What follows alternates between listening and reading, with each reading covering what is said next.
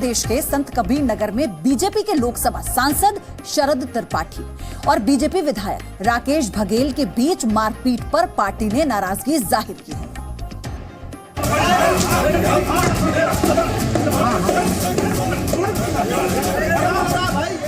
5 second में BJP के सांसद साहब ने विधायक जी को 7 जूते लगा दिए।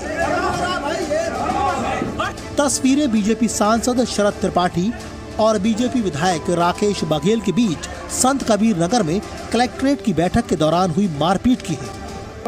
विधायकों का पैदा किया, समझे? बीजेपी के विधायक ने मुंह से जूता निकालकर पीटने की बात कही कि सांसद साहब ने जूता निकाला और विधायक की पिटाई शुरू कर दी। बता दे अभी तो तुम्हारे से कितने विधायकों का पैदा किया, समझे?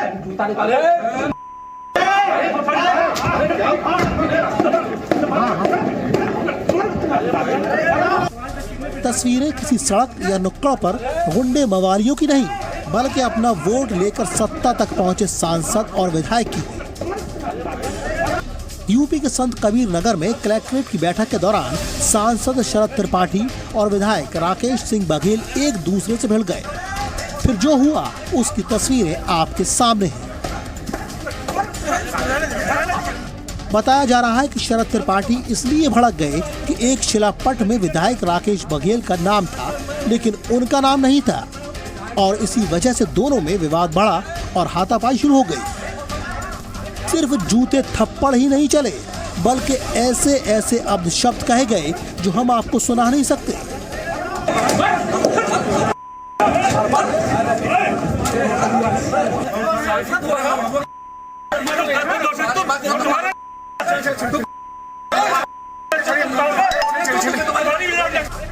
मामला यही नहीं थमा। कलेक्ट्रेट की बैठक से शुरू हुआ विवाद डीएम दफ्तर तक पहुंच गया। विधायक राकेश बघेल के समर्थकों ने वहां जमकर हंगामा किया और धरने पर बैठ गए। हालांकि पूछे जाने पर उन्होंने कहा कि वो उन्हें पीटने वाले सांसद की वजह से नहीं, बल्कि उनके कार्यकर्ताओं को पुलिस द्वारा पीटे जाने के विरोध में बैठे हैं। बीजेपी ने कहा है कि दोनों नेताओं को लखनऊ बुलाया गया है और इस मामले में सख्त कार्रवाई होगी। दोनों को मैं लखनऊ बुला रहा हूं और पार्टी अनुशासन की परिधि में कड़े कदम उठाए जाएंगे। बीजेपी सांसद शरद त्रिपाठी और बीजेपी विधायक राकेश बघेल के बीच हुई इस सड़क छाप लड़ाई का वीडियो वायरल हो गया है और विरोधी भी अब बीजेपी के नेताओं के बीच हुए इस दंगल का मजा ले रहे हैं। ब्यूरो रिपोर्ट, जी मीडिया।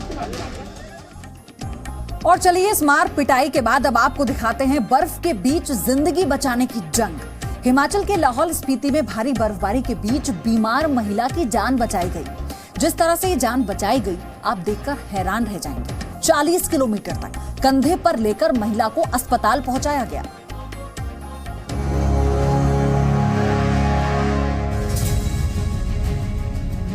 पांगमू से एक इमरजेंसी पेशेंट काजा के लिए ले जाया जा रहा है। तो लाहौल स्पीति घाटी के पंगमो गांव के है। चारों तरफ बर्फ ही बर्फ और उसके बीच जिंदगी बचाने की जंग। ये तस्वीरें हिमाचल प्रदेश के लाहौल स्पीति की हैं, जहां इन दिनों लगातार भारी बर्फबारी का दौर जारी है। ये बर्फ यहां रहने वाले लोगों के लिए मुसीबत का सबब बनी हुई है, जिसकी गवाह ये तस्वीरें हैं। बर्फ की मोटी परत को चीरकर आगे बढ़ने की कोशिश कर रहे ये लोग एक बीमार महिला को खींचते हुए आगे बढ़ने की कोशिश कर रहे हैं। बीमार महिला को अस्पताल पहुंचाने के लिए लोगों ने पैदल 40 किलोमीटर तक सफर किया और उसे स्लेज के जरिए अस्पताल पहुंचाया। लाहौल स्पीति में महीनों से बर्फबारी हो रही है, जिसकी वजह से इलाका बाकी दुनिया से पूरी तरह कट गया है। ऐसे में यहां रहने वाला कोई शख्स अगर बीमार हो जाए तो उसका यहां से बाहर निकलना लगभग नामुमकिन हो जाता है, क्योंकि यहाँ ना तो कोई अस्पताल है और ना ही सड़क मार्ग। ऐसे में इन लोगों के पास कुदरत को चुनौती देते हुए इस पहाड़ी रास्ते पर आगे बढ़ते जाने के सिवाय कोई दूसरा रास्ता नहीं होता। पेशेंट को स्कीइंग के थ्रू हॉस्पिटल पहुंचाना पड़ रहा है, जहां होना चाहिए था एयर एम्बुलेंस। तो गिरफ्त वालों से भी अनुरोध है कि उनके पास काफी बहाने होते हैं, इनके पास कि हमारे पास मशीनरी नहीं है, हमारे पास वो नहीं है, हमारा मशीन यहाँ फंसा हुआ है, वहाँ फंसा हुआ है। तो प्लीज अगर आप लोग रोड अगर नहीं कर सकते हैं, काम आप लोग हैंडल नहीं कर सकते, तो रोड प्लीज हिमाचल गवर्नमेंट को वापस दे दें। और हिमाचल गवर्नमेंट से भी अनुरोध है कि प्लीज इन सब का ध्यान आप रखें। लाहौल स्पीति में करीब 6 महीनों तक ऐसे ही हालात बने रहते हैं। ऐसे में यहाँ के लोगों को दूसरे जिलों में आने जाने का सिर्फ एक जरिया होता है, हवाई मार्ग, जिसके लिए लोग लगातार राज्य सरकार से हवाई सेवा की मांग करते रहे हैं। लेकिन यहाँ सुचारू हवाई सेवा भी नहीं होने से जरूरतमंद और बीमार लोग फिलहाल इसी तरह की मुसीबत से दो चार होने को मजबूर हैं। ब्यूरो रिपोर्ट, जी मीडिया। कहते हैं मंजिल उन्हें मिलती है जिनके सपनों में जान होती है। पंखों से कुछ नहीं होता, हौसलों से उड़ान होती है।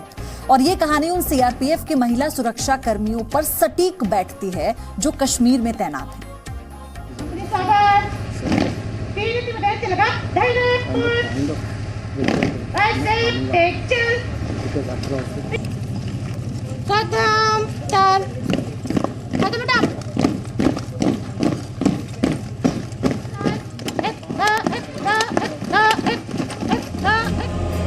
इस महिला सीआरपीएफ अफसर को गर्व है अपने साथियों पर, जो 14 फरवरी को आतंकियों के धोखे का शिकार हो गए।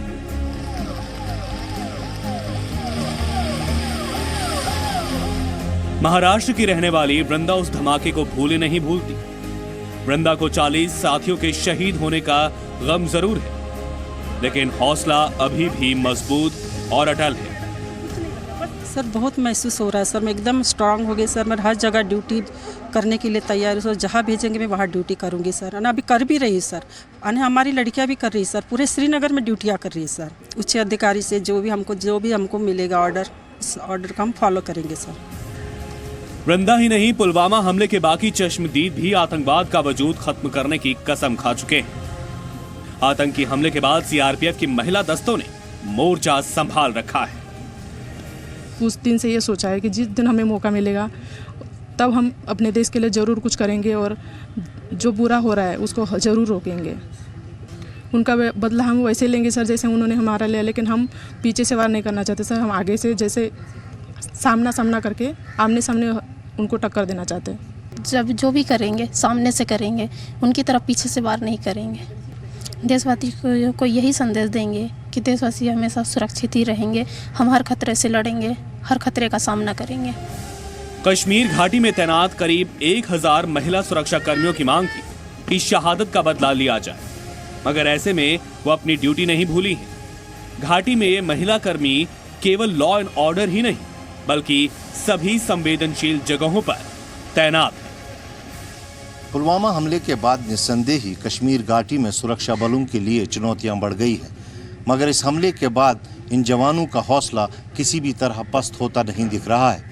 पुरुष जवानों के साथ साथ महिला जवान भी कांधे से कांधा मिलाकर इन चुनौतियों का सामना कर रहे हैं।